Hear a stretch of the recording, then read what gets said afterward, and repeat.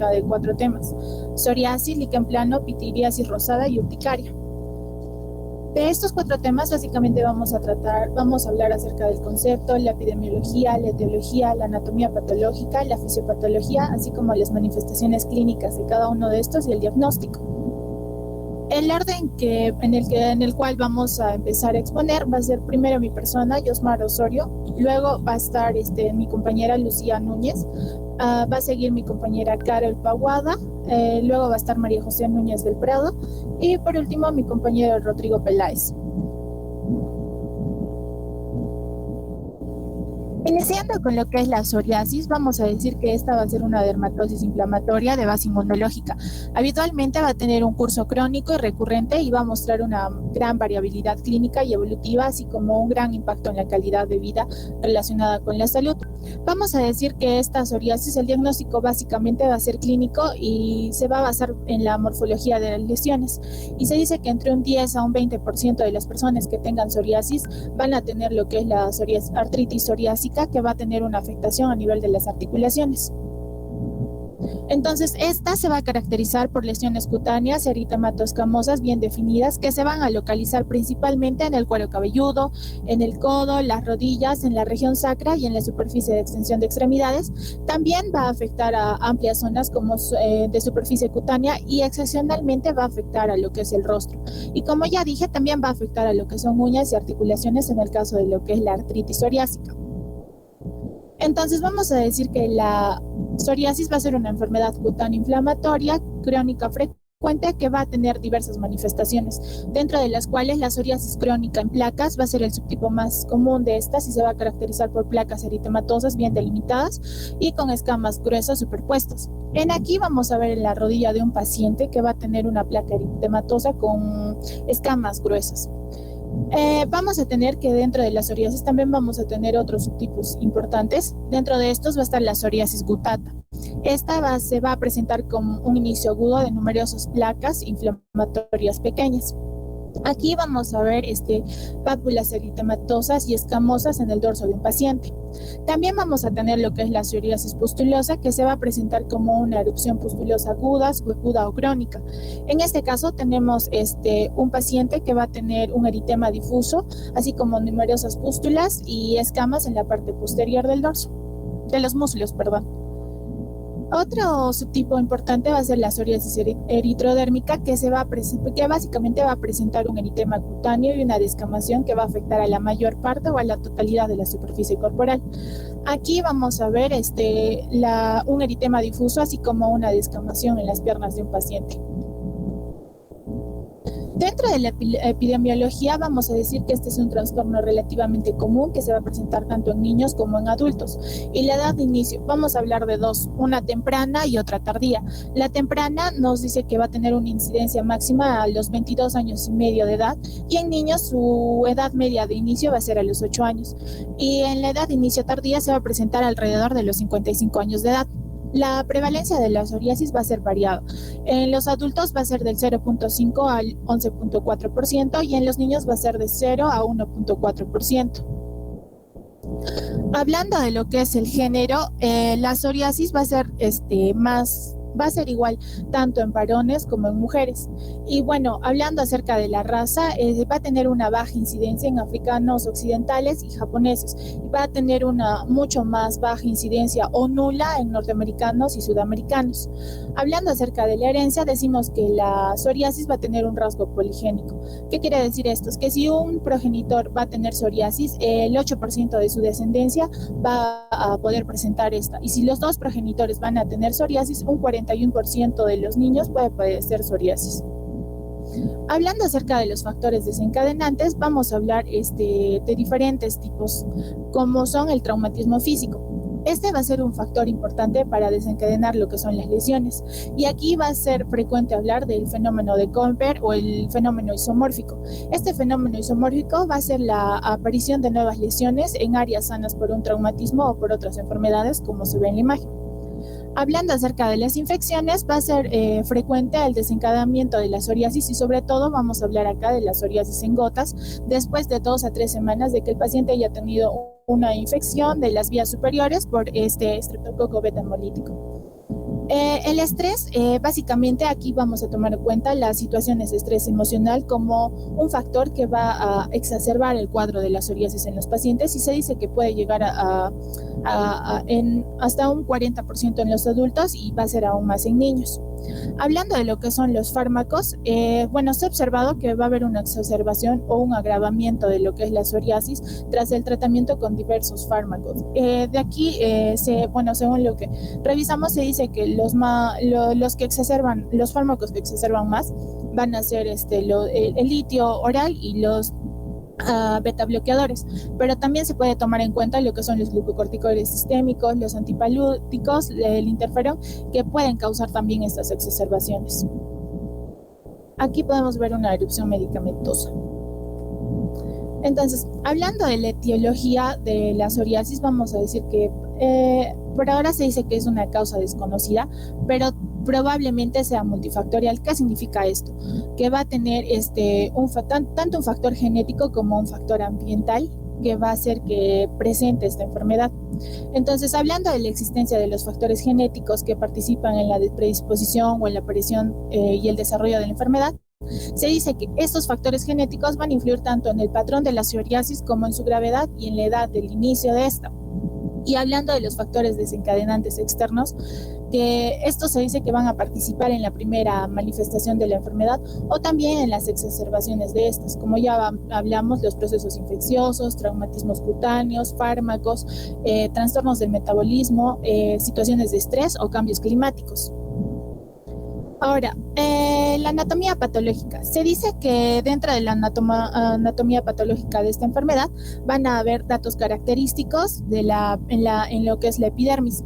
Vamos a decir que va a haber una presencia en la epidermis de una hiperkeratosis paraqueratósica. Hiperkeratosis significa que va a haber un aumento en el grosor de la córnea y paraqueratósica significa que va a haber la persistencia de los núcleos de los queratinocitos en la placa de la córnea. También vamos a ver que van a haber lo que son los leucocitos polimorfonucleares o abscesos de Monroe. Estos abscesos de Monroe van a ser cúmulos de células polimorfonucleares que van a emigrar hacia la dermis y se van a ubicar en la propia capa córnea de la piel o por debajo de esta. Aquí en esta imagen podemos ver lo que son los microabscesos de Monroe. También vamos a decir que va a haber un adelgazamiento del epidermis suprapapilar con una acantosis regular de la porción interpapilar, así como vamos a tener una importante papilomatosis con la presencia de capilares dilatados y tortuosos que van a estar dispuestos verticalmente en las papilas y van a estar infiltrados, vamos a encontrar infiltrados linfocitarios de disposición perivascular. Entonces, en esta imagen básicamente vamos a encontrar lo más importante de la histología de lo que es la psoriasis. Vamos a encontrar la acantosis, la papilomatosis, la hiperkeratosis y lo más importante es la paraqueratosis también. Entonces, dentro de la fisiopatología vamos a decir que esta es una enfermedad compleja, inmunomediada.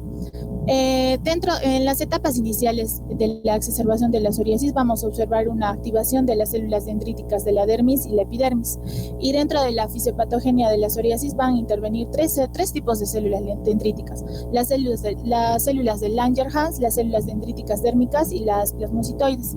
Estas dos últimas se dice que van a participar también en la respuesta inmune innata, así como en la adaptativa, en la patogenia del proceso inflamatorio de la psoriasis. Entonces, volviendo a las células dendríticas de la dermis y la epidermis, estas células van a producir citocinas, como el factor de necrosis tumoral alfa y la interleucina 23, que van a promover el desarrollo de las subpoblaciones de células T, TH1 y TH17. Estas van a secretar mediadores que van a contribuir a lo que son los cambios vasculares y epidérmicos que se van a presentar en la psoriasis. Entonces, vamos a decir que los hallazgos clínicos típicos de la descamación, la induración y el eritema que se va a presentar en la psoriasis van a ser el resultado de una hiperproliferación y una diferenciación anormal del epidermis, así como infiltrados de células inflamatorias y una dilatación vascular. Aquí vamos a ver la comparación de una epidermis normal con un estado hiperproliferativo. Se dice que en este estado hiperproliferativo va a haber un mayor número de células madre epidérmicas, porque va a haber, también vamos a encontrar un tiempo de ciclo celular más corto para los queratinocitos. Va a haber una disminución del tiempo de renovación de la epidermis. O sea, se dice que va a ser 4 días desde la capa de las células basales hasta el estrato córneo, en comparación con la piel normal, que va a ser de 27 días. También vamos a encontrar la diferenciación anormal en la piel psoriásica, que va a evidenciarse por un retraso de la expresión de los queratinos, sí, perdón, de las queratinas.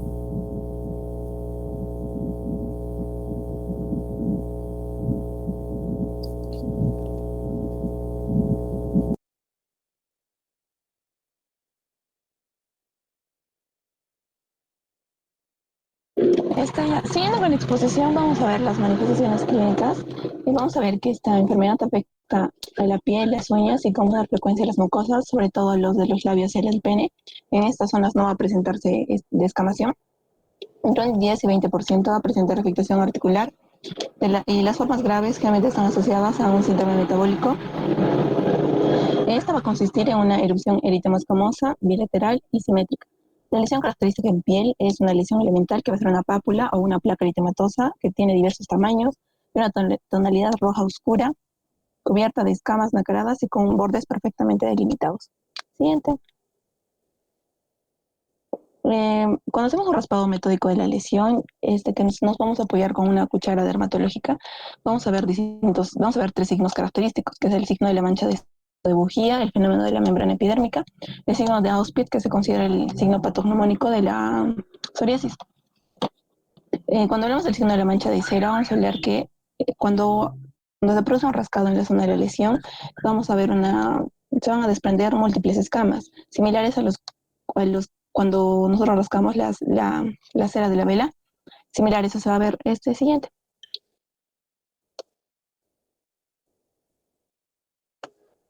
Ya, el fenómeno del signo de la bujía es la flechita azul que podemos ver en la imagen.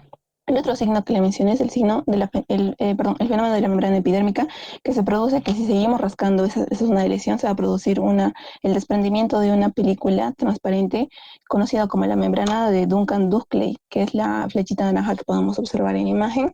Y vamos a ver también el signo de Auspit, que es el signo patognomónico de la psoriasis, que es el más característico, que consiste en que cuando se desprende esta membrana epidérmica, conocido como la membrana de Duncan-Duckley, vamos a ver un piqueteo hemorrágico. Este signo no se va a observar en ciertos tipos de psoriasis, como es el tipo de la psoriasis invertida y la psoriasis pustulosa. También podemos observar otro signo, que es el fenómeno de Koffner, perdón, pero que esta no es patognomónico de la psoriasis y aparece en un 10 al 20% de los pacientes. Siguiente. Dentro de la psoriasis es una enfermedad que va a ser generalmente es monomorfa, es simétrica, es progresiva y va a tener distintos patrones clínicos cutáneos, dentro de los cuales podemos observar la psoriasis en placas, la vulgar, que es la forma más frecuente de la psoriasis. Se caracteriza por tener un número variable, el tamaño de las placas también son variables, pueden llegar de 1 hasta 30 centímetros de diámetro, localizadas principalmente en las zonas de los codos, rodillas, la región lombosacra y el cuero cabelludo. Persisten durante meses o años. Y cuando hay nuevos rebrotes, generalmente pueden extenderse a más zonas, como es el caso, como a la zona del tronco, ¿no? En ciertas ocasiones, estas placas van a sufrir un aclaramiento central que van dando lugar a la psoriasis anular. Y también en otras ocasiones pueden confluir, formando grandes placas de bordes geográficos, formando la psoriasis girata. Otro patrón clínico cutáneo es la psoriasis en gotas, que van a ser placas de pequeño tamaño, menos de 1 centímetro, generalmente son de 2 milímetros hasta 1 centímetro, predominan en la zona del tronco. Esto puede presentarse en cualquier zona, pero respetan las zonas de las plantas y las manos, pero tienen un predominio en el tronco. Su forma de inicio es característica de la edad infantil, adultos jóvenes y adolescentes, y aparece generalmente de forma brusca posterior a una infección por un estreptococo beta-hemolítico del grupo A. Persiste durante 2 o 3 meses y desaparece de forma espontánea, y algunos individuos desarrollan brotes recurrentes de esas psoriasis en gotas. Siguiente.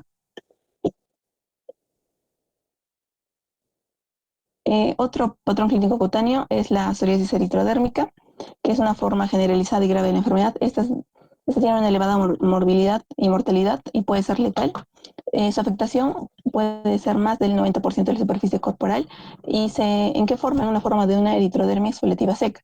Se puede aparecer en dos formas, de dos maneras: una progresiva, extensión de una psoriasis vulgar, pero en esta forma generalmente aparece, siempre va a haber una mezcla de zonas de piel sana con zonas de piel lesionada y van a mantener sus características psoriásicas.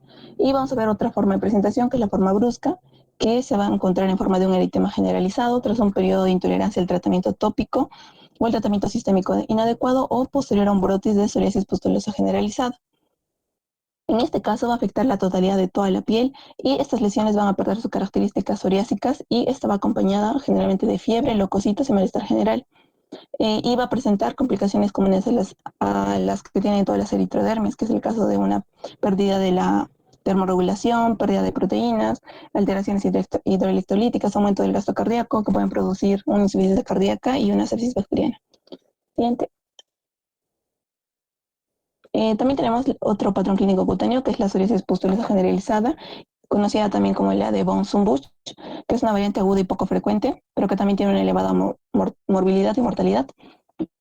Va a incidir en personas que tienen ya la afectación de la enfermedad, pero en otra forma, y va a tener factores desencadenantes, que son las infecciones intercurrentes, los estados de hipocalcemia, irritantes locales y tratamientos inadecuados y otras cosas que son desconocidas. Este cuadro agudo se caracteriza por la aparición de placas que son intensamente eritematosas, que en pocas horas confluyen y van a estar sembradas de una cantidad de pústulas pequeñas y estériles. Tienen un tamaño pequeño de cabeza de alfiler que rápidamente se secan y desaparecen y renovándose en sucesivos brotes. Este cuadro también viene acompañado de fiebre, malestar general, leucocitosis y BCG elevado. Este tiene un curso ondulante con picos de fiebre repetidos. Posterior a estos picos de fiebre aparecen la erupción de nuevas pústulas y posterior a varias semanas esta forma de psoriasis vuelve a la previa a esta o puede transformarse a una eritrodermia psoriásica. Si esta enfermedad no se trata a tiempo o no tiene un tratamiento adecuado, puede llegar a ser mortal por la hipolipeminemia o hipocalcemia, deshidratación o la infección o la sepsis que puede ocurrir. Siguiente. Otro patrón clínico cutáneo es la psoriasis pustulosa localizada, que se presenta en dos formas: la palmoplantar tipo Barber y la acrodermatitis continua, también conocida como jalopeau o psoriasis sacral. La palmoplantar tipo Barber consiste en brotes repetidos de pústulas estériles sobre una base eritematosa. Va a tener una forma simétrica y, como dice su nombre, va a afectar a las palmas y a las plantas, con predominio de la eminencia tenar e hipotenar y los talones. Estas pústulas al cabo de 8 días se secan formando como costras marrones, pero al mismo tiempo que se produce este secado van a aparecer nuevas pústulas, haciendo que esto se vuelva un proceso crónico. Este tipo se ha asociado con grasificación de la zona entre la clavícula y la primera costilla, ocasionando dolor e hinchazón en esta región, produciendo un síndrome conocido como el síndrome SAPO, que es una mezcla que es un conjunto de signos y síntomas que contienen sinovitis, acné, pustulosis, hiperostosis y osteoitis. También tenemos la otra forma, que es la acrodermitis continua, jalopeau o la psoriasis sacral, que es rara. Es una rara erupción de pústulas de los dedos, sobre todo en la parte de las manos. Inicia alrededor de las uñas y va progresando de forma proximal. Puede haber afectación del lecho y de la matriz unguial, produciendo onicodistrofias e incluso la pérdida de las uñas. Si tiene una evolución muy crónica, puede llegar a producir una osteólisis de la falange distal. Siguiente. Otro patrón clínico cutáneo es la psoriasis lineal, que va a presentarse una disposición lineal a lo largo de una extremidad o de una metámera. Puede aparecer espontáneamente o posterior a un fenómeno de Koepner. También tenemos la psoriasis de cuero cabelludo, que es bastante frecuente en el transcurso de una psoriasis, en el transcurso evolutivo de una psoriasis, y en ocasiones puede ser la única manifestación que se presente. Se manifiesta se manifiesta de igual manera que se presenta en cualquier parte del tegumento, como una descamación difusa o como unas gruesas placas de escamas que se adhieren al pelo. Otro patrón cutáneo es la psoriasis invertida, que afecta a los pliegues, principalmente los axilares, los genitocrurales, los submamarios, los interglúteos y el ombligo. En estas zonas vamos a encontrar placas eritematosas de color rojo vivo, lisas, brillantes, uniformes, de bordes netos y sin descamación. Pueden manifestarse de forma única o junto con una psoriasis vulgar. Siguiente. También vamos a encontrar lesiones en uñas. Estas lesiones van a aparecer entre un 20 y 40% de los casos y va a ser más frecuente en las manos y cuando hay afectación articular. También puede presentarse como única manifestación. Vamos a encontrar signos de afectación de la matriz unguial. Como vemos en la imagen, vamos a ver el piqueteado conocido mejor conocido como el pitting. Y también vamos a poder encontrar la oconiquia, que son manchas rojas en la lúnula e irregulares en la lámina unguial. Y cuando tenemos afectación del lecho unguial, vamos a encontrar onicolisis, que es la separación de la tabla unguial de su lecho, la hiperkeratosis subunguial. Podemos encontrar también hemorragias en astillas y decoloración distal amarillenta. Esta es conocida como la mancha de aceite, que se encuentra, que aparece bajo la lámina y se extiende hacia el hiponiquio. Algunos consideran que este es un signo patognomónico de psoriasis unguial. Siguiente. En esa imagen podemos observar la mancha de aceite. Siguiente. También tenemos la afectación en las articulaciones, que se va a conocer como la artritis psoriásica. Se puede presentar a cualquier edad, pero es más frecuente en los 35 o 55 años. Es una artropatía seronegativa, tiene factor reumatoideo negativo. En general aparece con posterioridad a lesiones cutáneas, pero puede aparecer previo a estas. Y su incidencia oscila entre el 5 al 30%.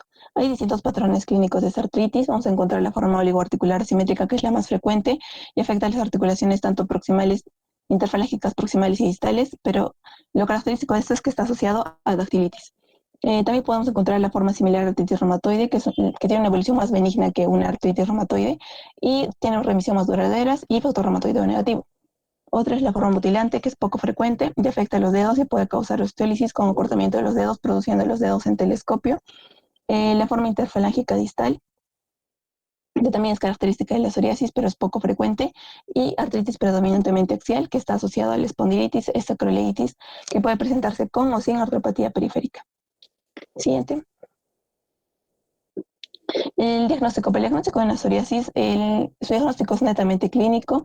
En muy pocos casos de duda se puede utilizar una biopsia. Dentro de los diagnósticos diferenciales, estos van a haber distintos diagnósticos de acuerdo a los patrones clínicos cutáneos que presenten. En una psoriasis vulgar, los diagnósticos diferenciales es el eczema numular, un linfoma cutáneo de células T, una pitriasis rubra pilaris, una dermatofitosis. En las psoriasis en gotas podemos encontrar una pitiriasis rosada, el secundarismo loético, pitriasis liquenoide crónica y líquen plano. Las psoriasis eritrodérmicas, tenemos los linfomas de célula cutáneo, el eczema tópico, pitiriasis rubipilaris, el toxicodermia. Y dentro del patrón clínico de la psoriasis pustulosa generalizada, dermatosis pustulosa subcórnea, impétigo, pénfigo foliáceo, pustulosis exantémica. Dentro del patrón clínico psoriasis pustulosa localizada podemos encontrar el eczema sobreinfectado, las micosis, el eczema dishidrótico.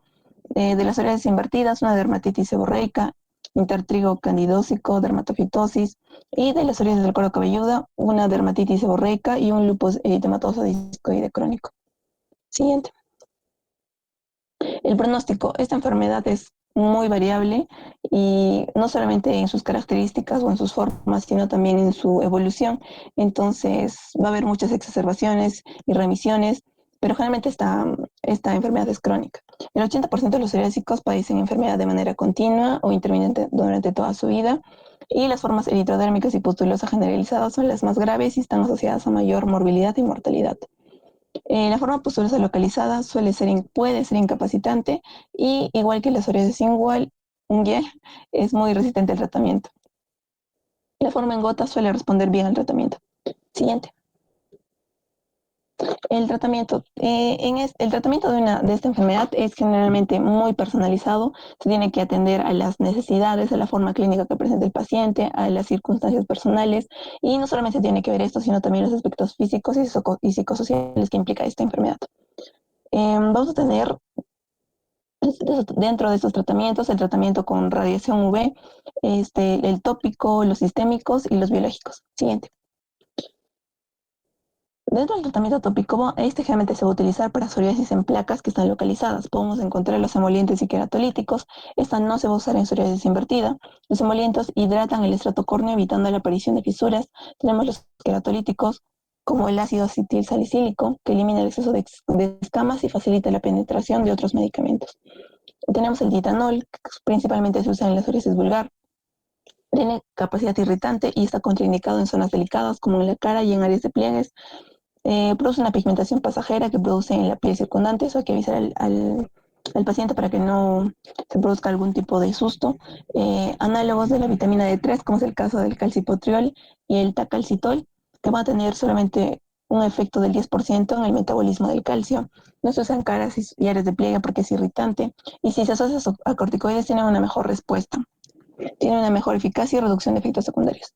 Los corticoides generalmente se usan los de mediana potencia y a corto plazo, ya que a largo plazo produce efectos secundarios locales, como son las estrías, atrofia cutánea, telangiectasias y efectos sistémicos e incluso una taquifilaxia. En placas recalcitrantes se puede utilizar corticoides de alta potencia. En los retinoides tenemos el tazaroteno, que es un retinoide de tercera generación, que se da en concentraciones de 0.05 y de 0.1% en forma de gel. Y generalmente se usa en áreas de piel gruesa con lesiones abundantes hiperqueratóxicas. Siguiente. El tratamiento con luz ultravioleta. La radiación UV va a tener efectos antiproliferativos para ralentizar la creatinización, efecto antiinflamatorio, que induce la apoptosis de células T patógenas en placas psoriásicas. Vamos a tener distintos tipos de radiación ultravioleta, la UVB de banda estrecha, con suministro de 311-320 de radiación UVB, es más eficaz y menos efectos secundarios que la UVB de banda ancha. Y la UV de banda ancha tiene un suministro de 290-320 de radiación UV. Estos generalmente se utilizan 3 veces por semana. Es el tratamiento de la primera elección en la psoriasis en gotas y en placas crónicas de psoriasis que no responden al tratamiento tópico. También tenemos la fotoquimioterapia, que es el PUVA, que implica el tratamiento con un fotosensibilizador, un soraleno oral o de baño, seguido de radiación ultravioleta de 320 a 400. Y tenemos el láser excimer, que generalmente se usa para tratamiento de áreas localizadas de psoriasis. Siguiente. Dentro de los tratamientos sistémicos, generalmente estos solamente se reservan para las formas moderadas a graves, definidas por la regla de los 10. Vamos a tener el índice de extensión y gravedad conocido como el PASI, que si es más de 10 o que si tenemos una superficie afectada más del 10%, o tenemos una forma hidrodérmica o pustulosa o una forma incapacitante, se puede usar un tratamiento sistémico. El metrotexate es el tratamiento de elección para la artritis psoriásica. Se puede dar en dosis orales semanales de 2.5 a 5 miligramos, separados por intervalos de 12 horas, pero es más común que se dé como una dosis única semanal por vía subcutánea. Va a presentar efectos secundarios cuando las dosis alcanzan más de 1,5 gramos en dosis acumuladas. Va a presentar intolerancia digestiva, toxicidad medular, hepática y pulmonar. Tenemos también otro tratamiento sistémico, que es la citetrina, que es un retinoide que se utiliza en dosis de 0.25 a 0.5 miligramos por kilo al día. Su principal indicación es en las formas pustulosas. Es menos eficaz y de acción más lenta que el metrotexate. Algo importante de esto es que es teratógeno, no se puede dar en embarazadas. Siguiente.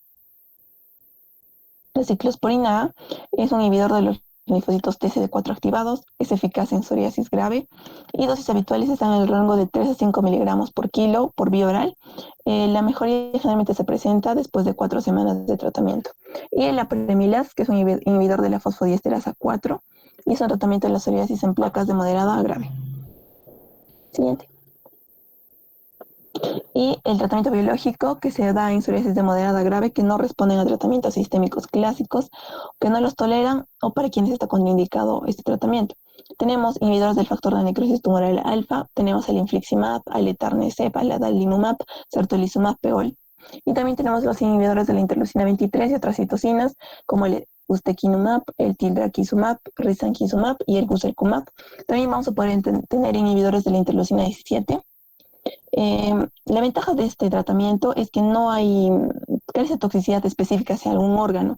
Lo malo es que a lo largo del tiempo ese tratamiento biológico nos puede producir algún tipo de infección o neoplasias. Siguiente. Bien, en cuanto al líquen plano, siguiente por favor.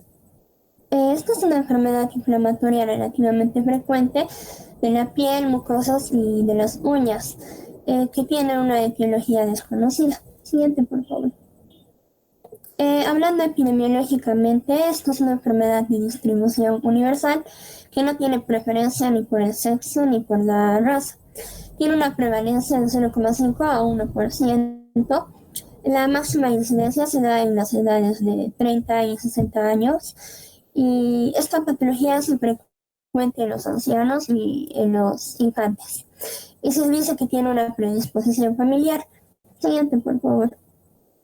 Como les mencioné, la etiología es desconocida, aunque Algunos libros mencionan que se ha visto asociación con enfermedades virales, con el consumo de fármacos como las sales de oro, los diuréticos clorhídricos, con algunas enfermedades autoinmunes y con las vacunas. Probablemente esta patología se trate de una reacción autoinmune contra los epitopos de los queratinocitos lesionados que han sido modificados por agentes virales o fármacos. Siguiente, por favor. En cuanto a la patogenia, el líquen plano tiene tres fases en la patogenia. La imagen superior izquierda es la primera fase o la fase de inducción. Como pueden ver en la imagen, aquí las células dendríticas presentadoras de antígenos presentan los autoantígenos modificados por los antígenos exógenos, por ejemplo, por el virus, los medicamentos o algún alérgeno de contacto. Estos les van a presentar a las células T indiferenciadas a nivel de los ganglios linfáticos y esto va a inducir a la diferenciación hacia los linfocitos T efectores. La segunda fase, que es la imagen del medio, es la fase de involución, donde las células efectoras migran hacia zonas de inflamación y tras el reconocimiento de los antígenos van a producir citocinas inflamatorias que van a dar lugar al daño celular. Y por último, la tercera fase, que es la fase de resolución, que es la imagen superior derecha. Esto va a pasar tras la desaparición del agente externo desencadenante. Las células T activadas van a desaparecer o pasan a ser células T de memoria. Por lo que la inmunidad celular es el factor desencadenante más importante de la expresión clínica del líquen plano. En las lesiones cutáneas de esta enfermedad pueden detectarse linfocitos T, CD4 y CD8. Siguiente, por favor. En cuanto a la anatomía patológica, se va a poder ver una hiperkeratosis con hipergranulosis alternante y acantosis irregular, con una disposición de los procesos interpapilares en dientes de sierra, como pueden ver en la imagen A. La presencia de los queratinocitos necróticos en la epidermis, la degeneración hidrópica de la capa basal y el infiltrado en banda subepidérmico formado por los linfocitos y los esclocitos y los melanófagos son características constantes del líquen plano. Siguiente, por favor. En cuanto a las manifestaciones clínicas, el libro menciona 4 características muy importantes que se les conoce como las 4 Ps. La púrpura, que va a ser poligonal, se va a acompañar de prurito y también va a haber pápula. Como pueden ver en la imagen derecha, las lesiones se van a localizar en la piel, en las mucosas o en ambas estructuras a la vez. Y en algunas ocasiones también van a afectar a las uñas. El inicio del líquen plano es insidioso y progresivo, a excepción de las formas agudas. Siguiente, por favor. En cuanto a las manifestaciones en la piel, estas van a constituir pueden constituir la única manifestación o pueden ir acompañadas de lesiones en las mucosas y las uñas. Las características de estas va a ser que se va a caracterizar por pápulas poligonales que van a ser brillantes de una superficie plana con una coloración violácea característica, como ven en la imagen. La superficie va a estar formada por líneas blanquecinas que se les conoce como las líneas de Wickham. El tamaño va a oscilar más o menos al tamaño de un alfiler y unos cuantos centímetros más. Y la distribución va a ser bilateral y simétrica en la cara de flexión de las muñecas y de los antebrazos, en el dorso de las manos, los tobillos, la cara anterior de las piernas y la zona sacra. Siguiente, por favor. La forma clásica de las manifestaciones en la piel del líquen plano no va a afectar a cara y ni las palmas ni las plantas. Si es que afecta el cuero cabelludo, va a dar lugar a las pápulas foliculares que pueden causar una alopecia cicatrizal. Las lesiones acompañan de prurito y que es de una intensidad muy variable y en pocas ocasiones se va a encontrar lesiones de rascamiento. Y durante la fase aguda de la erupción es muy frecuente observar el fenómeno de Koppler, como ya lo han explicado anteriormente. Siguiente, por favor. Estas lesiones en la piel van a persistir durante semanas o meses y posteriormente van a desaparecer. Van a dejar una piel oscura, una mácula pigmentada que va a perdurar durante el tiempo, con la misma forma y tamaño que la pápula original. Siguiente, por favor. En cuanto a las manifestaciones en las mucosas, estas pueden ser la única manifestación de la enfermedad entre un 15 a un 25% de los casos, o pueden acompañarse de lesiones cutáneas más, y esto se ve en el 30 a 70% de los casos. Las manifestaciones en las mucosas van a afectarse con mayor frecuencia en la mucosa oral, sobre todo en la yugal. Estas van a ser en forma de lesiones lineales y blanquecinas, como se aprecia en la imagen superior derecha, que se van a disponer a modo de red y van a ser asintomáticas. También pueden encontrarse en las encías, en la lengua, el labio, el paladar, la faringe y en el esófago. En ocasiones se va a manifestar en forma de lesiones erosivas, dolorosas y muy molestas o incómodas. Si estas van a ser de larga evolución, pueden desarrollar un carcinoma escamoso. Y en algunos estudios, la presencia de estas lesiones se ha relacionado con la infección por el virus de la hepatitis C. En cuanto a la afectación del glande, va a ser en un 25% de los casos, que se va a caracterizar por lesiones anulares o en forma de estrías blanquecinas o lesiones ulceradas. Y en la vulva y la vagina, las lesiones van a ser similares al de la mucosa oral. Siguiente, por favor. Y en cuanto a las manifestaciones en las uñas, se observan el 10% de los pacientes, bueno, pero puede constituir la única manifestación de la enfermedad. En cuanto a las formas leves, va a haber un adelgazamiento de la lámina y un aumento de la estriación longitudinal y onychosquisia. Y en los casos graves, va a haber hiperkeratosis subungual, onicólisis y atrofia distal progresiva que puede llevar a la completa desaparición de la lámina. Y por último puede formar el pteridium unguis. Siguiente, por favor. En cuanto a las variantes clínicas del líquen plano, son bastantes. Pero de las más importantes tenemos el líquen plano anular, que como ven en la imagen, estas lesiones adoptan un patrón anular por la agrupación en anillo de pequeñas pápulas o por el aclaramiento central y extensión periférica de una única lesión. Esta variante es frecuente en el pene y en las axilas.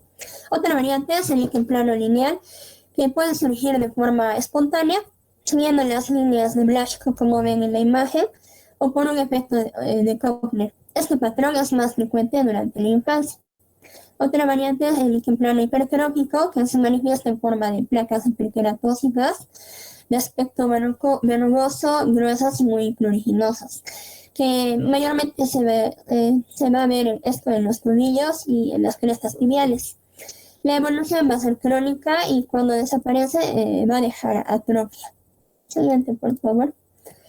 Otra variante es el líquen plano folicular, que esta va a dar lugar al llamado líquen plano pilaris. Esta se va a caracterizar por pequeñas pápulas acuminadas de distribución folicular. Esto puede llegar a dar puede dar lugar a la alopecia cicatrizal, o que se le conoce como la pseudopelada. El síndrome de Graham-Little hace referencia a una forma extensa de toda esta variedad. Otra variante es el líquen plano ampollar, que presenta dos situaciones distintas, la más frecuente y la menos frecuente. La más frecuente se caracteriza por pequeñas vesículas íntimamente relacionadas con las pápulas del líquen plano. Y la menos frecuente, en un mismo paciente se van a encontrar lesiones del líquen plano y ampollas tensas clínica, histológica e inmunopatológicamente indistinguibles del pemphigoide ampollar. Otra variante es el líquen plano erosivo y el ulcerativo, que esto se va a ver en mucosas, en las palmas y en las plantas. En las plantas va a dar lugar a unas úlceras muy dolorosas y recalcitrantes a la terapia convencional. y estos suelen acompañarse de una afectación unguial grave e irreversible en los dedos de los pies. Las lesiones en esta variedad pueden evolucionar en carcinoma escamoso. Siguiente, por favor. Otra variante es la forma hiperqueratósica, que se va a observar frecuentemente en las plantas en forma de pápulas o placas hiperqueratósicas firmes al tacto y que van a tener una tonalidad amarillenta que se pueden confundir con la psoriasis, el lues, los callos o las verrugas. Otra variante es el líquen plano atrófico, que esto se va a manifestar en forma de placas de centro atrófico y bordes discretamente descamativos, como se ve en la imagen. Y esto se suele ver en las áreas de pliegues. Y por último, el líquen plano agudo, que es una forma de aparición súbita y extensa, que es de tipo eruptivo, que se autolimita en pocas semanas o meses, con una pigmentación residual y que con frecuencia afecta al tronco. Siguiente, por favor. El diagnóstico eminentemente va a ser clínico y en caso de que exista duda, ahí nomás se va a poder hacer la biopsia. El diagnóstico diferencial, podemos confundir el líquen plano con las enfermedades papuloescamosas, como la psoriasis en gotas, la sífilis secundaria, el líquen nitidus y las erupciones liquenoides debidas a los fármacos. O también podemos confundirlas con lesiones de las mucosas, como la leucoplasia, candidiosis, lesiones mucosas del lupus, o con formas hipertróficas de la neurodermitis y del sarcoma de Kaposi. También el diagnóstico diferencial son las formas anulares del granuloma anular y las formas lineales de la psoriasis lineal y del nevus epidérmico. Siguiente, por favor. El pronóstico del líquen plano, este es un proceso autolimitado y su duración va a ser muy, muy variable e impredecible, ya que va a oscilar entre meses y años. Pero en el 50% de los casos, las lesiones han desaparecido ya a los 9 meses. Y en el 85% de los casos ya desapareció al año y medio de su aparición. Las lesiones hipertróficas y la de las mucosas van a persistir un poco más de tiempo.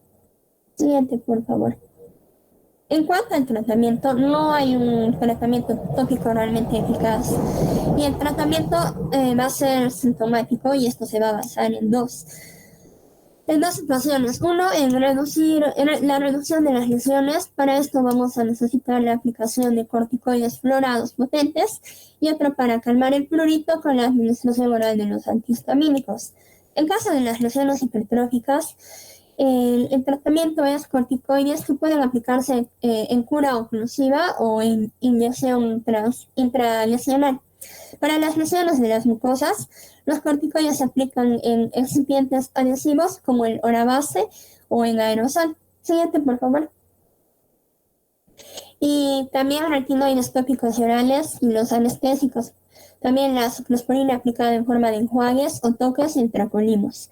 Y para las formas ulceradas, los corticoides se van a aplicar en inyección intralesional. Siguiente, por favor. Es muy importante en estos pacientes con líquen plano recomendar una higiene y un cuidado dental adecuado y además el control periódico de las lesiones ulceradas. Y ya cuando la erupción sea muy extensa o el prurito sea muy intenso o cuando existan lesiones erosivas en las mucosas o haya una importante afectación unguial, se va a tener que dar corticoterapia oral durante 6 semanas en dosis de 20 a 25 miligramos por día de prednisona, con una posterior reducción progresiva. Siguiente, por favor. Otra patología es la pitiriasis rosada, esta es una erupción exantematosa aguda con características morfológicas distintivas y con una evolución característica que se resuelve de manera espontánea. Siguiente, por favor. Esta pitiriasis va a afectar principalmente a los adultos jóvenes entre 15 a 35 años, pero raras veces se puede presentar en los lactantes y en personas mayores. La pitiriasis rosada se va a dar más en las temporadas de primavera y otoño. Siguiente, por favor. La etiología también es desconocida, aunque se ha visto o se ha asociado que las características clínicas, el curso evolutivo y el carácter estacional apuntan a un agente infeccioso, probablemente vírico, que en este caso sería el virus herpes beta, sobre todo el 7 o el 6, que están muy relacionados con esta enfermedad. Siguiente, por favor. En cuanto a las manifestaciones clínicas, no va a haber pródromos y se va a iniciar como una única lesión de 20 a 50 milímetros de diámetro que generalmente se va a localizar en el tronco. Y al cabo de 3 a 12 días se va a acompañar ya de una erupción de lesiones semejantes, pero que van a tener menor tamaño, entre 5 a 20 milímetros, y que van brotando a intervalos de 2 a 3 días durante 1 a 2 semanas. Y estas se van a distribuir por el tronco, el cuello y la raíz de las extremidades. Una característica de esta enfermedad es la placa Heraldo, como se aprecia en la imagen. Y la erupción va a persistir durante 3 a 6 semanas y luego va a desaparecer sin dejar algún rastro. Siguiente, por favor. Bien, la morfología de las lesiones es muy característica y va a consistir en las maculopápulas redondeadas u ovales, como se ve, la placa de Heraldo, y su eje mayor paralelo a las líneas de la piel de color rosado y van a estar cubiertas de escamas finas y secas. El centro va a tender a aclararse, mientras que en la periferia se va a formar un collarete de escamas. Habitualmente no va acompañada de sintomatología subjetiva y solo a veces puede existir prurito, pero solo a veces, y fiebre y microadenopatías. También existen formas atípicas en cuanto a la morfología, la distribución y la evolución de la enfermedad. Siguiente, por favor. El diagnóstico. En los casos clínicos no va a haber mucha dificultad para diagnosticar, ya que, como mencioné, su morfología, la distribución y evolución es muy característica. El diagnóstico diferencial se puede confundir con el secundarismo loético, que afecta a palmas y plantas, con la dermatitis seborreica, con las erupciones por los fármacos, por ejemplo, por el consumo de captopril o barbitúricos, con psoriasis en gotas, la dermatofitosis y la pitiriasis versicolor. Siguiente, por favor. El tratamiento, como ya mencioné, que al ser asintomática y autolimitada, no va a necesitar tratamiento.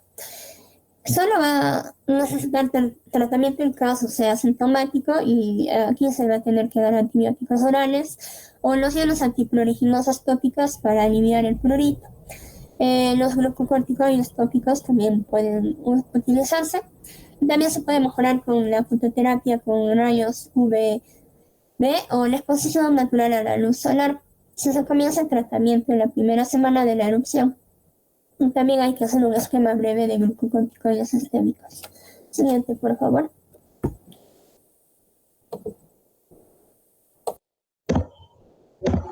Bueno, continuando con la exposición, vamos a hablar sobre la urticaria. Siguiente, por favor. Como definición vamos a tener que este síndrome o la urticaria es un síndrome reaccional de la piel y las mucosas que se caracteriza principalmente por presentar ronchas o angioedema ocasionados por un edema vasomotor transitorio y circunscrito de la dermis, que va a durar unas cuantas horas, puede ser recidivante y de origen inmunitario, no inmunitario y también desconocido, como hablaremos a continuación. También podemos encontrar otra definición como que va a ser un término descriptivo de la formación de abonis en la piel y el angioedema se lo ve como el signo físico de esta urticaria. Y hay una aceptación creciente del término urticaria, es más adecuado para definir esta enfermedad, que puede ser también aguda o crónica, y de este modo la urticaria puede presentar también como abonis y angioedemas o ambos, ¿no? Siguiente, por favor. No, podemos ver ahí en las siguientes imágenes como algunos ejemplos de esta urticaria, también la representación de algunos abones. Siguiente.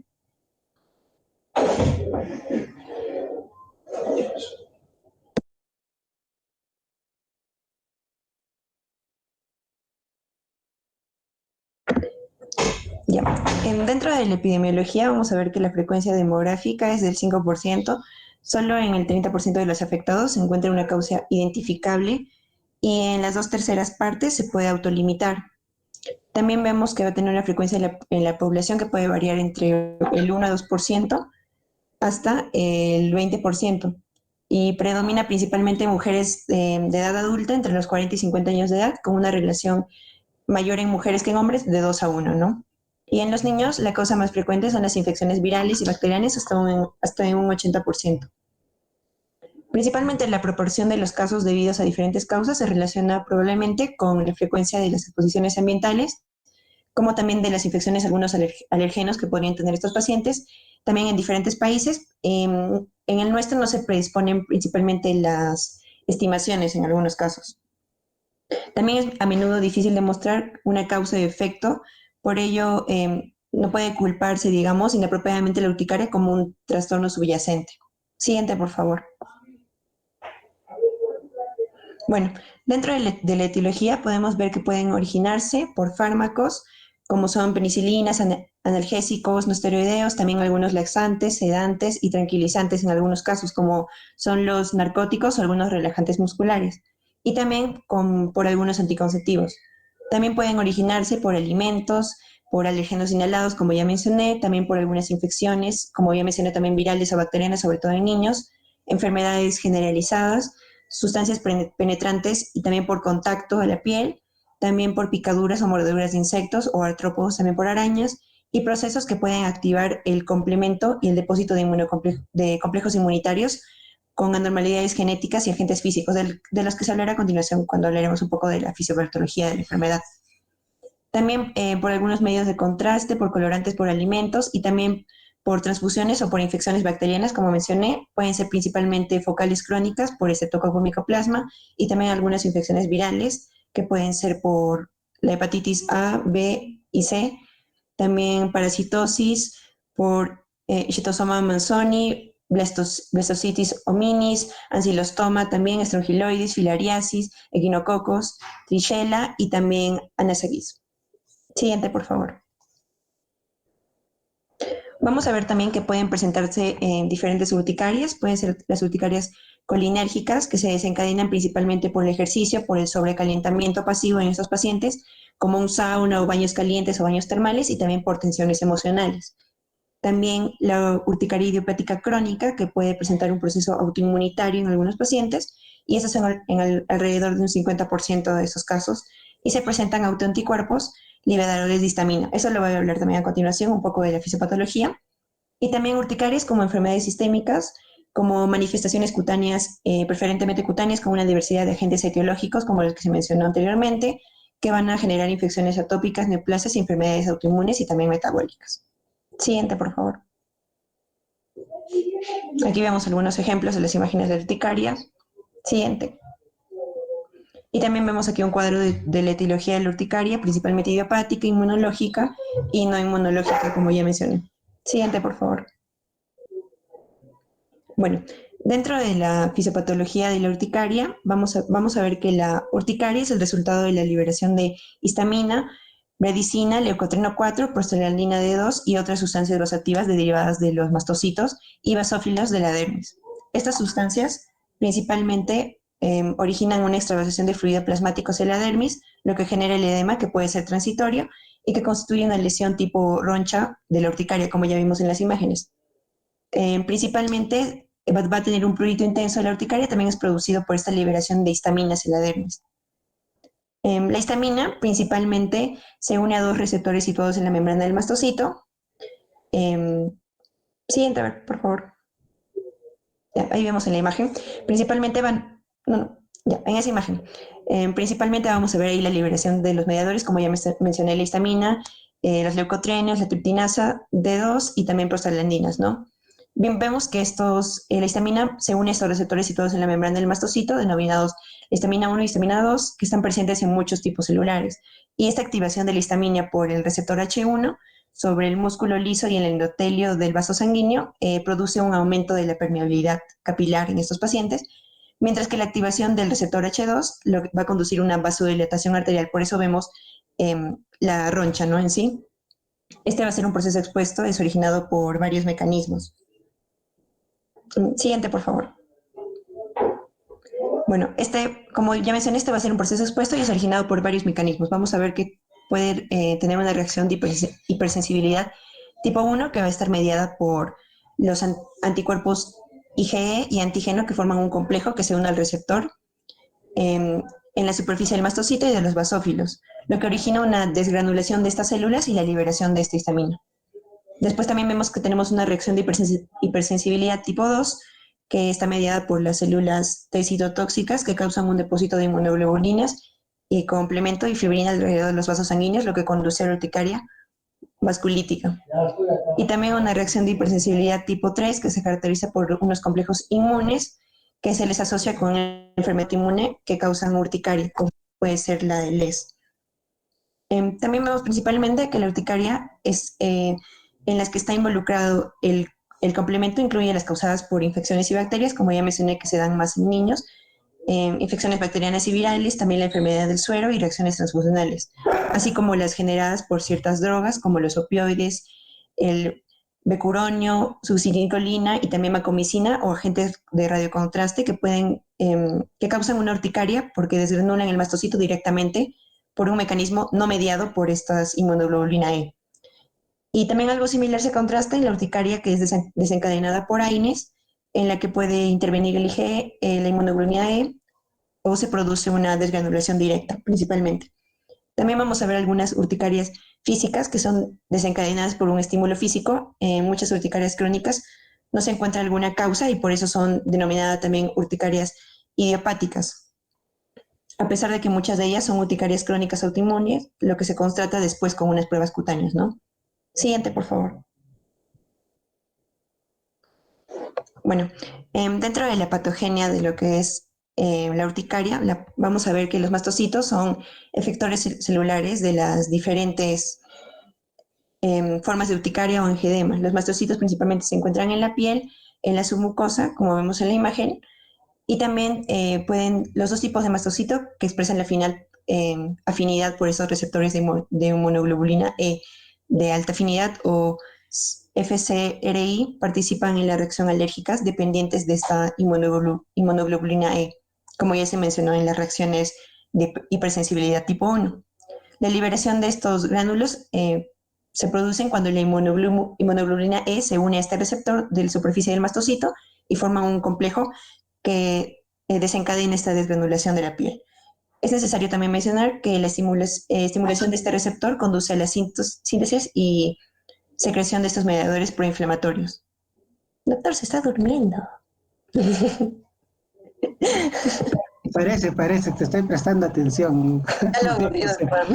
Está muy bien. Desconectaste tu cámara hace un rato para que veas que estoy aquí. No. Y vi tu imagen frente a, no sé si es una laguna o es el mar. No, la que está detrás tuyo no. La que está en tu perfil.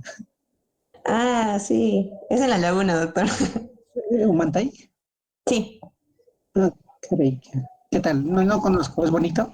Sí, pero doctor, se camina un montón, como 3 horas de su vida. ¿Pero vale la pena la caminata o...? Sí, porque se ve muy bonito, con todas las montañas atrás. Sí, sí vale la pena. Pero hay que llevar oxígeno, doctor, por si acaso. Bueno, yo creo que sí, todavía doy. Todavía se puede, ¿eh? Todavía puedo. Ok. Bueno, gracias, María José. Continúa, sí estoy atento, no me estoy durmiendo. Entonces, como mencionaba, principalmente esta liberación de los gránulos se produce cuando la inmunoglobulina E se va a unir a este receptor sobre la superficie del mastocito y va a formar complejos que desencadenan esta desgranulación de la piel. También mencionamos que esta estimulación de este receptor de inmunoglobulina E conduce a la síntesis y secreción de mediadores proinflamatorios, ya que esta es una inflamación de la piel. En el mediador más importante es la histamina y también otros pueden ser interleucinas 3, 4, 5, 6, 8, 13 y el factor de estimulación de colonias macrófago granulocito. Siguiente, por favor. También vemos que este factor, ese receptor de unión de la inmunoglobulina E, también podemos ver la interleucina 8 y la histamina regulan esta expresión de las moléculas de adhesión sobre estas células endoteliales.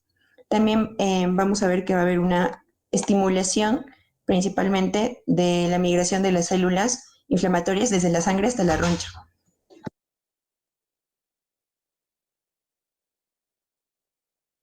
No. La inmunoglobulina 4 promueve lo que es la mayor producción de inmunoglobulina E, que origina una retroalimentación positiva. Y en la patogénesis también son importantes los factores humorales de la sangre. Siguiente, por favor.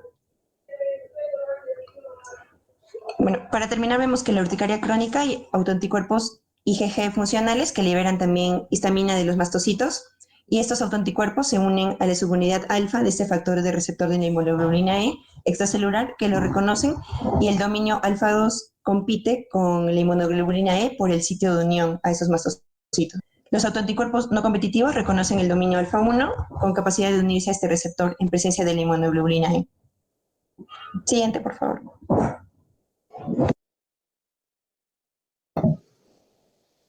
Doctor, buenas tardes. Bueno, por último, para terminar la exposición, vamos a referir la clínica de la urticaria. La clínica de la urticaria como tal se va a caracterizar por la presencia de dos, se caracteriza por dos lesiones muy habituales en esta. Estamos hablando así de los abones y del angioedema, los cuales pueden presentarse juntos o uno separado del otro. Estos van a ser característicos de la urticaria siempre y cuando cumplan con un tiempo de enfermedad menor a 24 horas en el caso de los abones y de 48 horas en el caso del angioedema. Los abones como tal van a ser pápulas o placas edematosas de color eritematoso rosado que podemos ver en la imagen superior, en la cual, como les mencioné, no puede durar más de 24 horas, porque pues esto nos daría otro diagnóstico diferencial, los cuales suelen ser de formas circulares o el tamaño puede variar, ¿no? El número de estas lesiones va a ser muy variable, pero cuando son numerosos, estos pueden llegar a confluir y generar grandes placas como el que vemos en la imagen, ¿no? Cuyo síntoma principal va a ser el picor, con la diferencia de que en el caso de los abones que se van a presentar en lo que es las palmas de las manos y en las plantas de los pies, van a ser máculas de tipo eritematoso, algo induradas, pero que no van a ser sobrelevadas como los abones y van a ser dolorosas en vez de pruriginosas como en otras partes del cuerpo. Siguiente, por favor. El otro síntoma es el angioedema, que va a tener un tiempo máximo de presentación de 48 horas, el cual va a manifestarse en forma de placas edematosas que van a estar con un filtrado y bordes mal definidos, que generalmente van a afectar lo que vendría a ser los párpados, los labios y los genitales, cuyo síntoma en este caso vendría a ser la sensación de quemazón como tal. Los abones y el angioedema van a coincidir en un 50% de los casos, pero el otro 50%, en un 10% de ese, va a presentar solamente angioedema y el 40% solamente va a presentar urticaria. Además de ello, puede el paciente también presentar ciertos síntomas gastrointestinales, como es el caso de las náuseas, vómitos, diarreas o epigastralgias, síntomas respiratorios como la rinorrea, como estornudos, disnea, así como también síntomas cardiovasculares como vendría a ser la taquicardia y la hipotensión por vasodilatación generalizada. Siguiente, por favor. En cuanto a la clasificación, que va a ser muy importante, vamos a ver que estos pueden clasificarse según la duración de los brotes o según el mecanismo patogénico de la enfermedad. El primero va a ser una clasificación más práctica y nos va a ayudar más en lo que es el pronóstico y tratamiento. Así, la clasificación evolutiva, por medio de la cual, como les mencioné, vimos que la urticaria por medio de los abones dura el promedio al máximo 24 horas y en el angioedema menos de 48 horas. Estos, entre lesión y lesión, es decir, y la aparición de lesiones nuevas, va a diferir en cuanto al tiempo de presentación. Así, si esto se da en menos de 6 semanas, estamos refiriendo a una urticaria aguda. En cambio, si es en más de 6 semanas, estamos definiendo una urticaria crónica. Esto va a ayudarnos a determinar tanto la etiología como también el pronóstico y el tratamiento que vamos a dar al paciente. La urticaria aguda como tal va a ser muy común en niños, mientras que la urticaria crónica va a ser muy común en mujeres mayores entre 40 y 50 años. Siguiente, por favor. Entonces, la urticaria aguda como tal va a ser generalmente asociada a factores desencadenantes como puede ser, por ejemplo, infecciones, que va a ser el más común, el consumo de fármacos o alimentos, que van a ser los que generalmente van a causar en niños, y los fármacos en adultos mayores. mientras que la crónica, como les mencioné, era más común generalmente en mujeres en relación de 2-1 con los varones. Siguiente, por favor. Y en un 30-50% de los casos vamos a evidenciar la presencia de autoanticuerpos contra el receptor de inmunoglobulina E durante los exámenes que vamos a verlos más adelante. En cuanto a la clasificación patogénica, como su nombre lo dice, esta la clasifica según la causa. Como tal, tenemos así a las urticarias por mecanismos inmunes, a las físicas, a las relacionadas con alteraciones del complemento, a aquellas relacionadas por mecanismos no inmunes, las de contacto y las idiopáticas, que vamos a verlas a continuación. Siguiente. Entonces, empezamos con las urticarias mediadas por mecanismos inmunológicos. Como vimos en la fisiopatología, estas pueden ser resultado de reacciones de hipersensibilidad de tipo 1, 2 o 3. De tipo 1 dependientes de inmunoglobulina E, o de tipo 2 dependientes del complemento, o 3 por inmunocomplejos. Así, vamos a tener dentro de esta urticaria por sensibilidad a antígenos específicos, en la cual, además de presentar angioedema, el paciente puede tener un choque anafiláctico, que puede ser secundario al consumo de alimentos, fármacos y alérgenos, como pueden ser polen, pueden ser picaduras de insectos, y en el cual va a ser necesario una atención bastante rápida debido al choque anafiláctico como tal. Las urticarias mediadas por inmunocomplejos pueden ya también acompañar enfermedades subyacentes, como es el caso de la vasculitis urticariforme o la enfermedad del suero. En este caso, ya también vamos a ver que va a estar acompañada de lesiones purpúricas y van a comprender el 5% de las urticarias crónicas. A diferencia de las otras, en este tipo de urticaria, que es la mediada por inmunocomplejos, vamos a ver abonos dolorosos que van a durar más de 24 horas, algo que vimos al inicio en la clínica, que no debía pasar de 24 horas. Siguiente, por favor. Las urticarias físicas como tal van a ser desencadenadas por agentes físicos externos que van a ser capaces de producir liberación de histamina. En estos casos, los abonos van a durar pocos minutos y va a ser más frecuente en adultos jóvenes, suponiendo el 20% de las urticarias crónicas. La urticaria facticia o el denominado dermografismo va a ser caracterizado por abonos lineales que van a durar de 2 a 3 minutos posteriores a, por ejemplo, rascarse la piel, que pueden estar pruriginosas o no y desaparecer a los 20 minutos máximo. Pueden ser secundarias a un sobrecalentamiento, al estrés o a la ansiedad, los cuales pueden incluso agravar los síntomas. La colinérgica o micropapulosa va a ser característica de múltiples abones de entre 1 a 3 milímetros muy pruriginosos que generalmente van a estar presentes en el tórax superior, en el cual se da por la presencia de sudor excesivo, que va a hacer que los nervios como tal produzcan más acetilcolina, esta activa los mastocitos y estos van a producir lo que vendría a ser la urticaria como tal. Y generalmente esto se da de 5 a 20 minutos posteriores a, por ejemplo, hacer esfuerzo físico. La acuagénica, que es muy rara, que va a ser desencadenada por contacto con agua, va a tener una clínica muy parecida a la colinérgica que les comenté anteriormente. Siguiente. La solar, como su nombre lo dice, va a ser característica después de exponerse al sol, que puede durar hasta 24 horas y va a representar tan solamente el 1% de los casos. La urticaria por frío o a frigoré va a representar el 3% de casos y puede asociarse a síntomas sistémicos. Las lesiones van a ser netamente en las zonas expuestas al frío y en algunos casos puede llegar a ser mortal por la anafilaxia. En el caso de la urticaria por calor, que es muy rara, va a ser causada por temperaturas de entre 38 y 44 grados centígrados y el diagnóstico se da por la prueba del tubo de ensayo con agua caliente, ¿no? Las urticarias por presión va a ser el 2% de casos en los cuales los abonos van a presentarse en zonas sometidas a presión. Por ejemplo, cargan una bolsa y luego el paciente tiene un dolor incapacitante en esa región de la mano y las lesiones pueden durar desde 4 hasta 48 horas.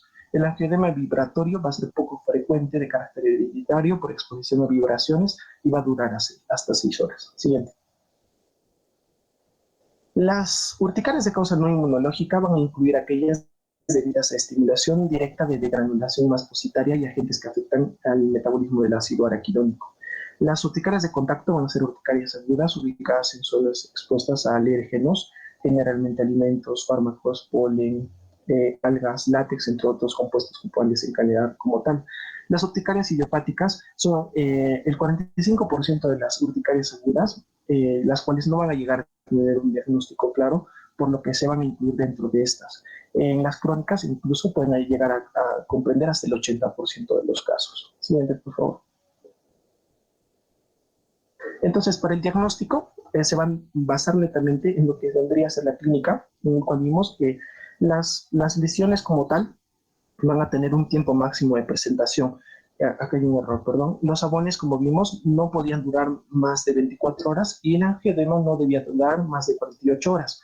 Si hay el caso de que, por ejemplo, presentemos sabones mayores a 24 horas, ya debemos de sospechar, por ejemplo, de que se trate de una picadura, de un eritema anular centrífugo, de una mastocitosis o de dermatitis herpetiforme.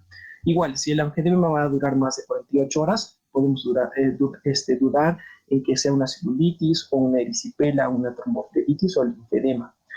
Pero en general, en todos los pacientes dentro del diagnóstico es necesario hacer exploraciones complementarias, como es el pedir un hemograma, la bioquímica hemática, el proteinograma, la prueba de BSG, y orientando más hacia la patogenia de la enfermedad, podemos pedirme pruebas, por ejemplo, para una urticaria por frío, crioglobulinas o embolicinas frías, para aquella asociada a enfermedades infecciosas, por ejemplo, sedimento urinario, frotis sanguíneo, o cultivo de parasitológico en heces, o en el caso de urticarias físicas, por ejemplo, frotar la piel del paciente y ver si es que este va a presentar alguna reacción de los sabones, o aplicar hielo, o vimos la prueba del tubo de ensayo con agua caliente o agua fría. En caso de que vemos sospecha inmunológica, de reacción inmunológica, podemos evaluar la activación del complemento, evaluando en la sangre anticuerpos antinucleares, el complemento 3, complemento 4, inmunocomplejos circulantes en la sangre del paciente. Y todo esto en general nos va a ayudar a determinar tanto la etiología, la causa de la enfermedad, así como poder diagnosticarla como tal. Siguiente, por favor. Entonces, una vez diagnosticada, cuando vamos a reconocer una causa como tal, el tratamiento va a ser simple, tan simple como evitar el agente causal. En primer lugar, evitar el agente etiológico y eliminarlo. Y en segundo lugar, neutralizar el efecto de la histamina, obviamente mediante los antihistamínicos, que van a hacer un efecto beneficioso en los pacientes de un 40 a un 90% de casos, dentro de los cuales vemos que podemos hacer uso de los antagonistas de los receptores H1 de primera generación o de segunda generación, los cuales, como vemos en el diagrama de la mano derecha, vemos que si tenemos una urticaria aguda o crónica, los antihistamínicos modernos, que van a ser los de segunda generación, se van a usar siempre y cuando en las 2 semanas no se haya conseguido una mejora con el uso de los antagonistas de primera. Entonces vamos a ver que si después de esto igualmente no vamos a tener una respuesta, podemos duplicar o cuadruplicar las dosis, y si persiste a las 4 semanas podemos añadir otro antagonista de receptores de leucotrienos, como es el caso de la ciclosporina o malilizumab, lo cual va a ser en casos, muy pocos casos de los cuales vamos a tener en la consulta. Pero dentro del tratamiento, por ejemplo, vemos acá el uso de la clorfenamina en 4 miligramos cada 6 horas, o la hidroxicina o la difenhidramida, ¿no? Como agentes de tipo H1. Siguiente, por favor. Y en el caso de los antagonistas de tipo H2 de segunda generación, tenemos acá, por ejemplo, la loratadina o la cetiricina, la cual se usa 10 miligramos 1 o 2 veces al día. Entonces, en general, este tratamiento como tal va a tener una buena respuesta en la mayor parte de los pacientes. Muchas gracias, doctor.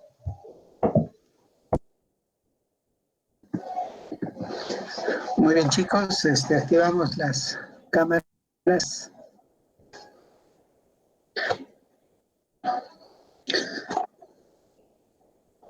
Muy bien, ¿qué opinan? ¿Les hago las preguntas a ustedes o al grupo?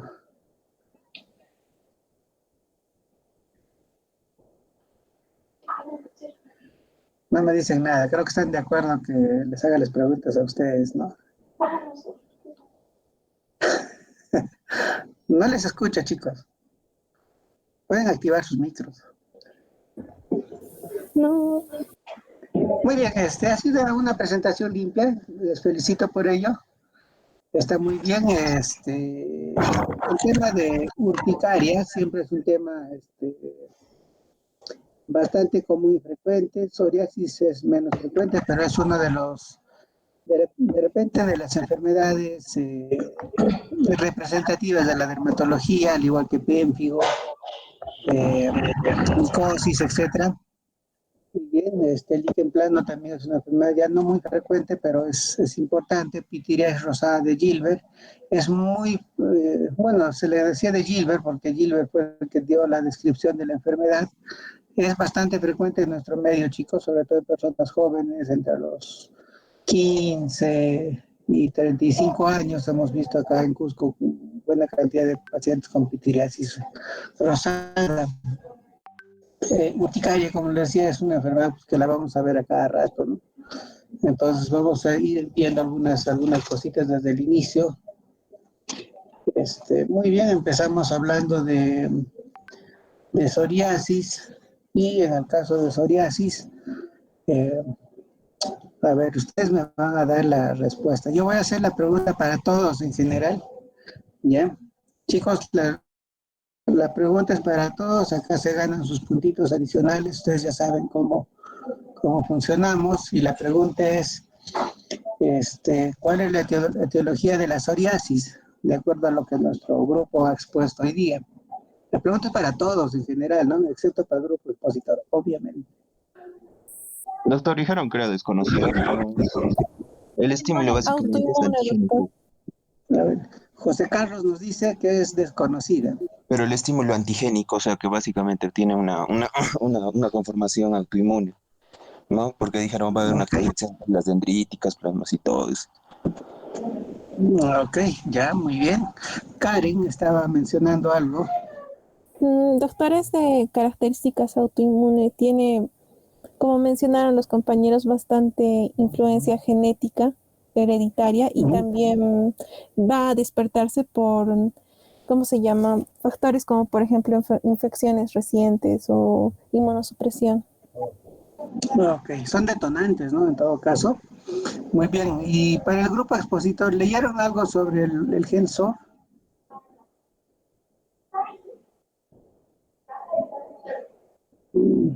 Quedaron sorprendidas.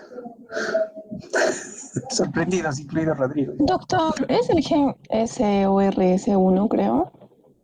Que está muy relacionado. Así es. El que está muy relacionado, parece. Claro, ese es el gen SOR. Le pusieron el SOR por psoriasis, ¿no?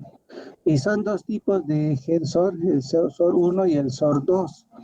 Pareciera que el gen SOR1 tuviese gran importancia en la presentación clínica de la psoriasis en los pacientes, ¿no? Por ahí mencionaban hasta un 50%, pero últimamente se tiene la teoría de que todo paciente, toda persona que tiene este gen dentro de su genética es susceptible de que alguna vez podría, o sea, tener esa posibilidad de desarrollar psoriasis, ¿ya? Lo que quiere decir que si uno no tiene el gen, no tendría psoriasis, ¿no? Es por eso que hay un patrón algo genético, algo hereditario. Pero es importante tomarlo ya en cuenta, ¿ya? Porque dentro de los tratamientos, ustedes han explicado muy bien en la parte de la fisiopatología de la psoriasis que hay una activación de células TH6, TH17, que estarían implicados en el problema de la psoriasis. Y esto, pues, prácticamente estamos hablando de problemas ya a nivel molecular. Los tratamientos actuales que se están hablando, por ejemplo, los han mencionado adalimumab, ibliximab, etanercept, ustekinumab, que actúa contra la interleuquina L23. Son medicamentos que en el tiempo que yo era estudiante, ni se conocían, ¿no? Entonces, ¿qué significa? Que la medicina está avanzando tan rápidamente que hay medicamentos que ahora estamos escuchando, que en el futuro pues ni siquiera van a pasar a ser, ahora son modernos, pero en el tiempo que ustedes de repente, hace que unos 10 años, sí, lo van a ver como tratamientos antiguos, ¿no? Que no tienen, ya quedan obsoletos, van a venir medicamentos mejores. Ahorita todavía está de moda los medicamentos biológicos, ¿ok? Dentro de la psoriasis, chicos, la pregunta, participó José Carlos y Karen en el anterior. La pregunta es, ¿qué porcentaje de los pacientes que hacen psoriasis pueden llegar a hacer artropatía psoriásica? Doctor, Eso Narayana nos dice del 1 al 20%. doctor, del 10 al 20%. Muy bien, Kelly, es correcto. ¿Qué dicen el grupo expositor?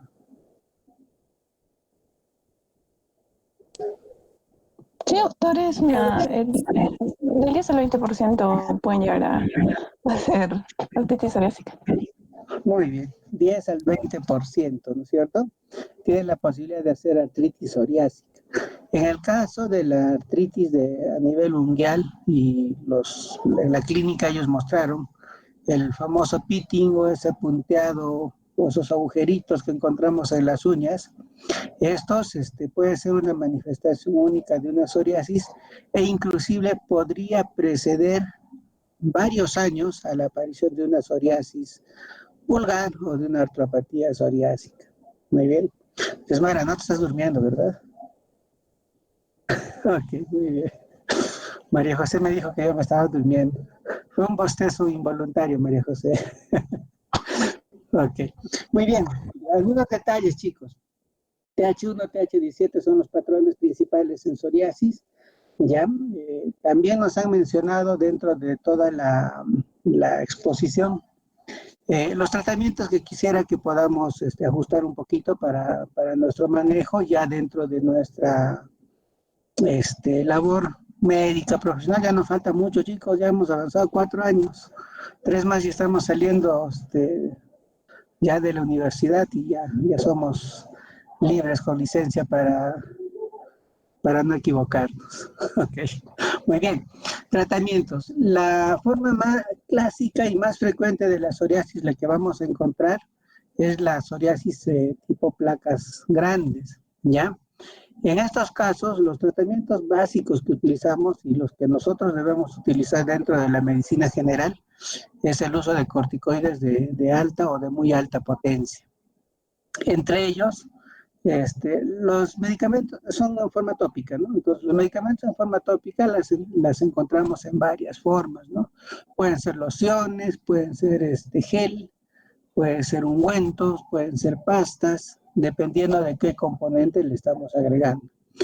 Nos es conveniente cuando son placas utilizar en forma de ungüentos. Los ungüentos tienen gran cantidad de grasa. Y cuando hay grasa se adhiere mejor a la piel, entonces el tiempo y la superficie sobre la cual actúa el principio activo va a ser mejor. Utilizamos clobetasol, chicos, tenganlo eso presente para su práctica médica. Clobetasol al 0.05% en ungüento, 1 o 2 veces al día. El tiempo no podemos medirlo hasta que las condiciones de la piel mejoren, ¿no? Si está mucho mejor, ya podemos ir espaciando 1 vez al día, interdiario o inclusive 1 vez por semana y hasta dejar de utilizar. Muy bien, otro medicamento que dentro de la fisiopatología no se olviden que hay un proceso inmunológico activo, ¿no? Hay un proceso inflamatorio activo en la psoriasis. Entonces lo que necesitamos es bajar esa inmunidad, tenemos que suprimir esa inmunidad, esa reacción inflamatoria. Entonces para ello utilizamos inmunosupresores, el corticoide es un inmunosupresor. Podemos usar inmunoreguladores, ¿no? Por ejemplo, los inhibidores de la calcineurina, tipo tacrolimus o pimecrolimus, que vienen al 0.1%. En nuestro medio contamos con tacrolimus, entonces eso nos va a generar una muy buena regulación o inmunoregulación y también controla muy bien la psoriasis. Eso es lo principal, ¿ya? Asociado a eso, tenemos que ver los factores gatillantes o desencadenantes. Dentro de todos ellos está pues la fricción, que nos provoca un fenómeno de Koebner, está el síndrome metabólico, pacientes que son hipertensos, diabéticos, con sobrepeso o obesidad, con hiperlipemias también dentro de su cuerpo. Entonces todo eso genera pues gatillantes, ¿ya? El estrés también es un gatillante en el caso de la psoriasis, ¿ya? Cuanto más estresados, más psoriasis, ¿no? Entonces, hay que pensar en ello. Por otro lado, los climas, por ejemplo, el clima cálido, supuestamente en clima cálido mejora la psoriasis, en clima frío empeora, ¿ya? Lima tenemos clima verano desde diciembre, fines de noviembre hasta mayo. Es un clima excelente para los psoriáticos. Se van a la playa, el agua de mar les va muy bien, ya por la gran cantidad de minerales, sales que tiene. Ayuda bastante. La época fría es donde empeora la psoriasis, eso en su mayoría. En nuestro medio tenemos poca psoriasis en comparación de Lima. En Lima hay gran cantidad de pacientes psoriáticos. Acá en Cusco, muy pocos, felizmente, ya, y los pocos que hay, pues no son graves, ¿no? Cuanto más casos de una enfermedad, más posibilidad de encontrar casos feos, casos complicados. Muy bien, eso con respecto a la psoriasis. Ya el uso de los demás medicamentos ya dependen del nivel de atención que tengamos y de la especialidad, ¿no? Acitretino utilizamos dentro de la especialidad, ya lo he indicado, si mal no recuerdo, Lucía, que tocó el tratamiento, ¿verdad? Sí, muy bien.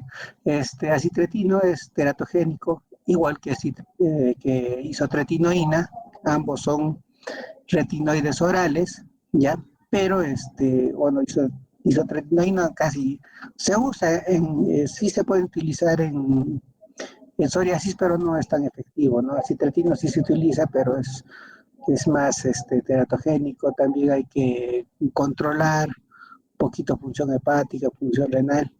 Metotrexate también utilizamos en la especialidad, podemos llegar desde 2.5, inclusive en algunos casos severos hasta 15 miligramos semanales, ¿no? Cuando utilizamos metotrexate, debemos de dar un suplemento adicional de ácido fólico los días que no se consume el medicamento. Usualmente metotrexate utilizamos viernes, sábado y domingo, y de lunes a viernes utilizan ácido fólico. Ok, los otros biológicos que ya mencionamos, infliximab, etanercept, ustekinumab, adalimumab y demás biológicos ya de uso en la especialidad, puede activar tuberculosis, sobre todo infliximab. Entonces, imagínense, antes de utilizar estos medicamentos tenemos que pedirles un montón de exámenes para estar seguros de que no hay nada, no hay marcadores tumorales inclusive, para asegurarnos de que no tiene nada y recién podemos usarlos.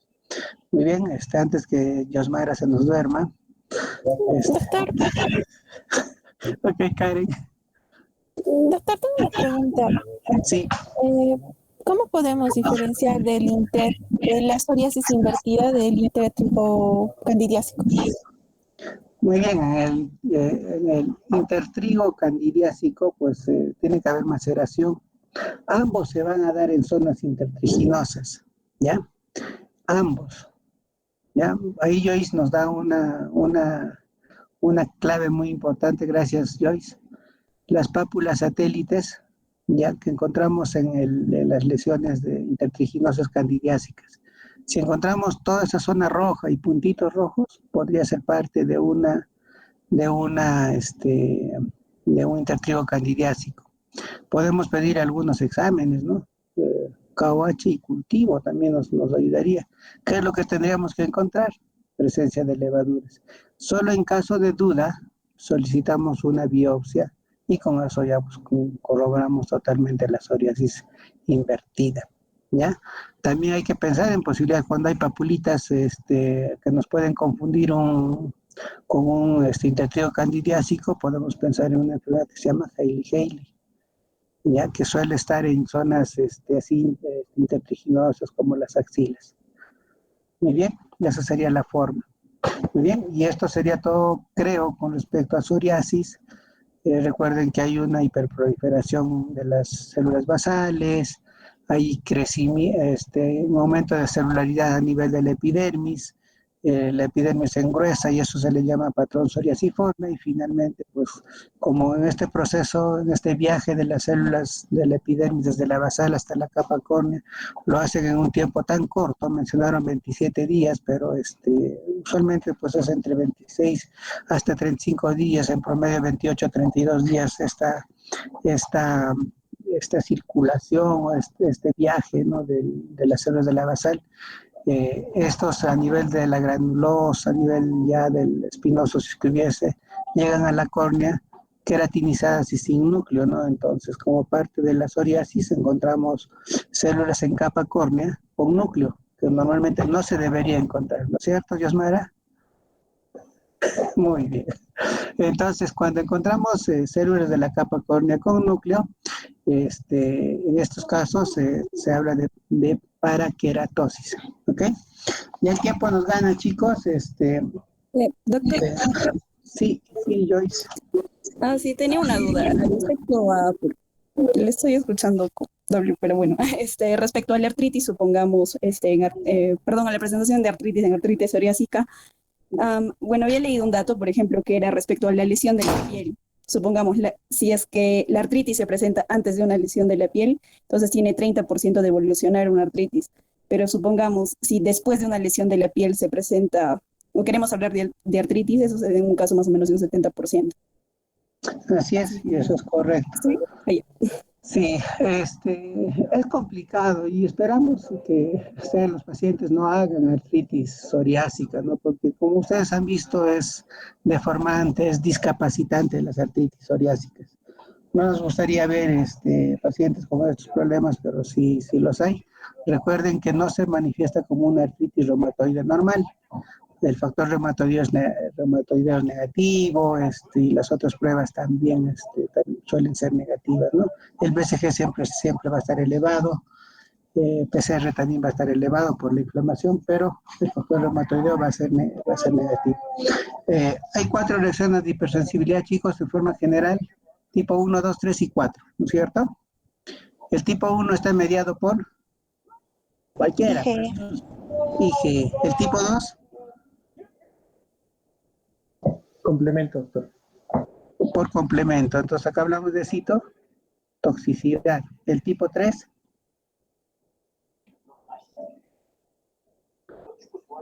¿No era por complejo inmune?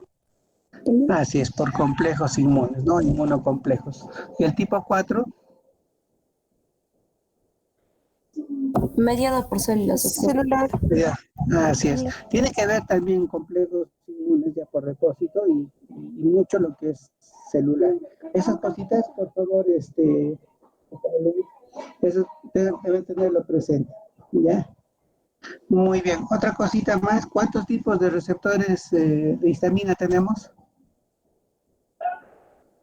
2. 2, ¿no es cierto? Ajá. Son 2 de los 4 que existen, ¿ya? De los 4 que existen relacionados a esta patología de la urticaria son 2, ¿no? El tipo 1 y el tipo 2, receptor 1H2. Muy bien. Nosotros podemos hacer combinación en el caso de la urticaria. ¿Quién secreta la histamina? Mastocito. Mastocito. Nunca se olviden, chicos, eso. Eso les van a preguntar en algún momento, ¿ya? Mastocitos son los que liberan la histamina. Entonces, esta histamina puede unirse pues, a los receptores H1 o H2. Entonces, necesitamos utilizar antihistamínicos en el tratamiento. Para el H1 podríamos utilizar, podemos combinar, ¿no? Porque a veces no sabemos a qué nivel, clínicamente no hay forma de saber a qué nivel está actuando la histamina H1 o H2, ¿no es cierto? Entonces, tenemos que utilizar unos antihistamínicos y podríamos hacer combinaciones. Dentro del H1, por ejemplo, está la cetiricina, clorfenamina, desloratadina, y dentro del H2 está ranitidina. Entonces, a un paciente podríamos darle ranitidina combinado con cetiricina y estaríamos bloqueando dos tipos de receptores, ¿no? H1 y H2, ¿ok? Muy bien, nada más creo porque el tiempo ya nos está ganando, antes que Yosmara se nos duerma. Muy bien, creo que estamos cansados, pero chicos, Muy buena presentación, es bastante claro, no necesitamos complejidades en los casos, ya cuando, si a alguno de ustedes le gusta la dermatología o la inmunología o la reumatología, ahí vamos, inclusive la oncología, ahí vamos a ver cosas pues muy, muy, muy moleculares, ¿no? Que para poder tratarlos. Entonces, por el momento necesitamos ver las cosas más generales y básicas. El domingo se realizó el examen nacional de medicina, no sé si ustedes han estado al tanto. Entonces, las preguntas que han ido entrando son preguntas, al menos en este examen han entrado preguntas más de tipo de fisiopatología, de diagnóstico y de tratamiento, ¿ya? Y en los casos de diagnóstico, por ejemplo, han puesto algunos casitos de tiñas que hemos nosotros ya evaluado, visto, ¿no? Una tiña, un querion de Celso, una tiña fábrica. Entonces, esas cositas sí entran en los exámenes, no son cosas complejas, ustedes están en la capacidad de poder resolverlas. ¿Ok? Si no hay alguna pregunta más para el grupo, chicos, podríamos terminar ya con la presentación. Antes que Lucía se nos duerma. No. Ok.